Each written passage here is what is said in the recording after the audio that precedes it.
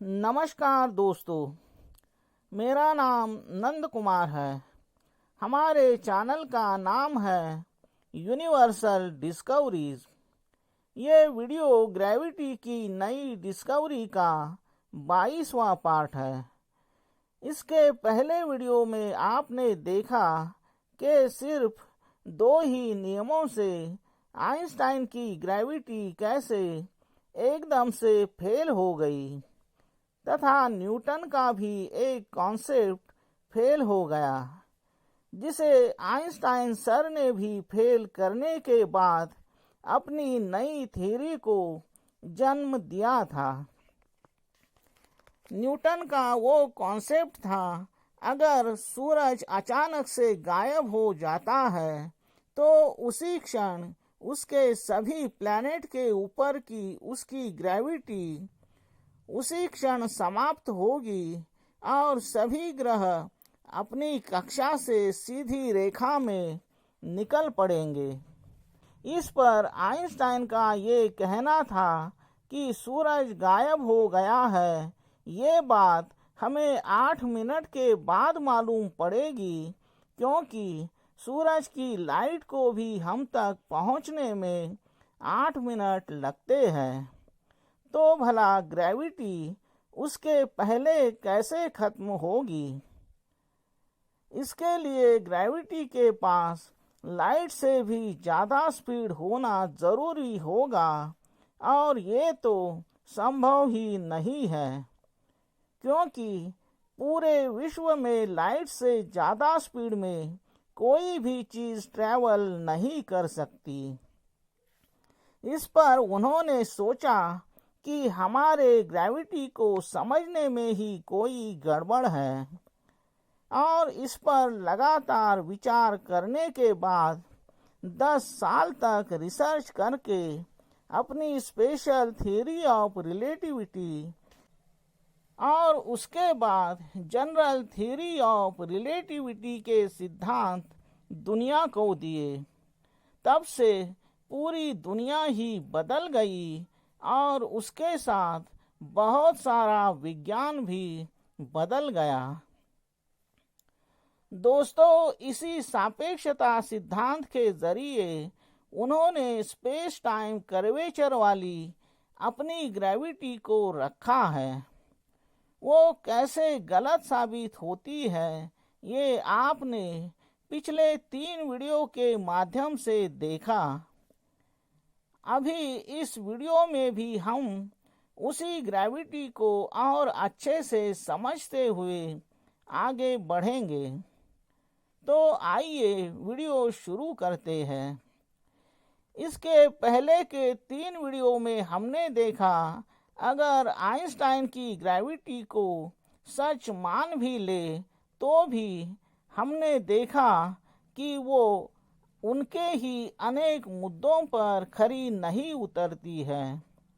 उसमें का सबसे पहला कॉन्सेप्ट है ग्रह तारों का भार यानी वजन, जो स्पेस टाइम फैब्रिक की चादरों पर जिसका जितना ज़्यादा मास होगा वो उतना गहरा गड्ढा स्पेस टाइम फैब्रिक पर बनाएगा। लेकिन इसमें समझने वाली बात यह है कि स्पेस में किसी भी ऑब्जेक्ट का वजन 0 होता है, यानी कि किसी भी ग्रह तारों को जब अपना वजन या भार होता ही नहीं है तो वो स्पेस टाइम फैब्रिक पर गड्ढा या कर्व कैसे बना पाएगा। वो ऑब्जेक्ट प्लैनेट हो, स्टार हो या कितना भी मैसिव ब्लैक होल भी क्यों न हो, तो भी उन सभी का वजन स्पेस में 0 होता है। जब स्पेस में किसी चीज को वजन ही नहीं होगा तो किसी चादर पर उस वजन के भार से गड्ढा बनने का सवाल ही नहीं पैदा होता। तो ऐसे भारहीन ग्रह तारों को तोल के रखने के लिए क्या किसी चादरों की या फैब्रिक की ज़रूरत पड़ेगी। ऐसी चादरों पर थोड़ा सा चिपक के चलने की या उनका किसी भी प्रकार से सहारा लेने की उन ग्रह तारों को क्या जरा सी भी आवश्यकता होगी? फिर भी उनकी कोई आवश्यकता ना होने पर भी वो अगर पूरे स्पेस में फैली हुई होगी तो वो उन स्टार प्लैनेट के रास्ते में बाधा बनने का ही काम करेगी। तो इस बात को सीधे ऐसे समझ लो कि ना स्पेस में तथा पूरे यूनिवर्स में किसी ऑब्जेक्ट को खुद अपना वजन होता है, ना ही उस वजन का भार किसी फैब्रिक पर पड़ता है, और ना ही स्पेस टाइम फैब्रिक में कर्व पैदा होता है, और ना ही कोई ग्रेविटी बनती है। यानी कि ऐसा कोई फैब्रिक या चादरें असल में होती ही नहीं है। आइंस्टाइन सर ने न्यूटन को चैलेंज करने के चक्कर में अपनी नई ग्रेविटी की खोज की, लेकिन अपनी उसी खोज में उन्होंने अपने पहले ही कॉन्सेप्ट को गलत नजरिए से देखा। उन्होंने सभी ग्रह तारों में वजन होता है ऐसा मान लिया, और अगर इतने बड़े ग्रह तारों में वजन है तो उस वजन को तोल के रखने के लिए उन्होंने स्पेस फैब्रिक की सिर्फ कल्पना ही नहीं की, बल्कि उनको अपने थॉट को आगे बढ़ाने के लिए ऐसी चादरों की ज़रूरत पड़ी। इस तरह से दो दो गलत कॉन्सेप्ट को अपनी रिसर्च में सच मान लिया, और इन दोनों गलत कॉन्सेप्ट के आधार पर अपने पूरे सापेक्षता सिद्धांत की नींव रख दी। इसके बाद उन्होंने अपनी ख्याली चादरों पर सभी चांद तारों को दौड़ने के लिए छोड़ दिया।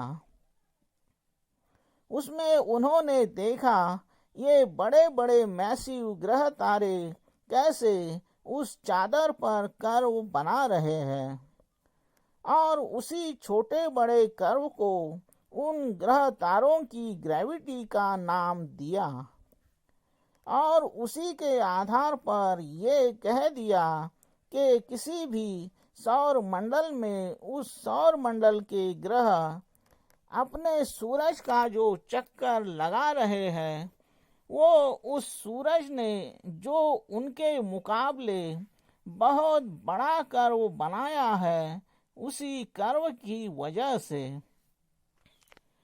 और अपने इसी ग्रेविटी के मॉडल को प्रूव करने के लिए एक एक्सपेरिमेंट करने को कहा। एक तारपोलिन या पतला कपड़ा लीजिए, उसे किसी गोल बड़े बर्तन पर या किसी भी गोल रिंग पर अच्छे से फिक्स कीजिए। उसके बाद उस पर पहले एक सबसे बड़ा वजनदार गोला रख दीजिए, और बाद में छोटे बड़े 5-6 गोले बारी बारी से छोड़ दीजिए। आप देखोगे वो छोटे गोले किस तरह से उस बड़े गोले का चक्कर लगाते हैं। दोस्तों, आपने YouTube पर इससे संबंधित बहुत सारे वीडियोस में ये एक्सपेरिमेंट देखा होगा। सबसे पहले उस पतली चादर को किसी मजबूत सपोर्ट के साथ बांध के रखना पड़ता है, तभी वो उन गोलों को तोल के रख पाती है। तो आप सोचिए, स्पेस टाइम फैब्रिक की चादर कौन से सपोर्ट के साथ बंधी हुई होती है। हाँ, इसमें हम ये ज़रूर देखते हैं कि बड़ा गोला सबसे बड़ा गड्ढा बनाता है और छोटे छोटे गोले बहुत ही छोटे छोटे कर्व बनाते हुए उस गोले का चक्कर तो लगाते हैं, मगर 2-4 चक्कर लगाते हुए वो उस बड़े गोले से ही मिल जाते हैं। लेकिन ये एक्सपेरिमेंट हम पृथ्वी की ग्रेविटी में करते हैं, इसलिए उन गोलों को वजन प्राप्त होता है और वो अपने वजन से उस कपड़े में गड्ढा बना पाते हैं। लेकिन यही एक्सपेरिमेंट हम स्पेस में, जहाँ ग्रेविटी बहुत ही कम है या लगभग 0 है, वहाँ पर करेंगे या अपने स्पेस स्टेशन में करेंगे, तो क्या उस कपड़े पर छोटे बड़े गोले अपने अपने हिसाब से छोटा बड़ा गड्ढा बना पाएंगे? नहीं, वहाँ पर गोला बड़ा हो या छोटा किसी को भी वजन नहीं होगा, तो उनके लिए गड्ढा बनाना तो दूर की बात है, उन्हें उस चादर पर रखने के लिए ही हमें फोर्स लगाना पड़ेगा। यही नहीं, हम अगर उस बड़े गोले को भी चादर से 2 इंच ऊपर छोड़ देंगे तो वो वहीं पर तैरता रहेगा, उसे चादर से कोई मतलब नहीं होगा। तो इस एक्सपेरिमेंट से आइंस्टाइन की ग्रेविटी प्रूव होने के बजाय बिल्कुल ही गलत साबित होती है। उसी तरह हमारी ग्रेविटी बिल्कुल सच साबित होती दिखती है। दोस्तों, आइंस्टाइन ने अपनी ग्रेविटी में न्यूटन की ग्रेविटी का सबसे इम्पोर्टेंट पॉइंट, जो ग्रेविटी मास के कारण बनती है और ग्रेविटी एक फोर्स है, इस बात को भी गलत साबित किया है। लेकिन हम ऐसे बहुत सारे मुद्दों की चर्चा यहाँ पर नहीं करेंगे, क्योंकि यहाँ पर आइंस्टाइन की पूरी ग्रेविटी ही नहीं और भी बहुत कुछ गलत साबित हो रहा है। तो अभी हम चर्चा करेंगे कि आइंस्टाइन की ग्रेविटी तथा इसके साथ न्यूटन का वो कॉन्सेप्ट जिसमें वो कहते हैं विश्व में सभी ग्रह तारे हो या कोई भी ऑब्जेक्ट एक दूसरे का चक्कर जो लगा रहे हैं, वो ग्रेविटी की वजह से। ये दोनों फेल होने के बाद विश्व में क्या क्या परिवर्तन आएगा? सबसे पहले हम सभी को ये सच्चाई बहुत ही क्लियरली समझ में आएगी कि विश्व में कोई भी प्लैनेट हो, एस्ट्रॉयड हो या हमारे सूरज से 100 गुना 1000 गुना भारी न्यूट्रॉन स्टार हो या उनसे भी हजारों गुना भारी ब्लैक होल हो, इन सभी के पास कितनी भी शक्तिशाली ग्रेविटी हो, उस ग्रेविटी से वो उस ग्रेविटी की मर्यादा में किसी रेंज तक दूसरी चीजों को अपनी ओर आकर्षित करते रहेंगे, मगर अपनी उसी शक्तिशाली ग्रेविटी से अपने आप को वजन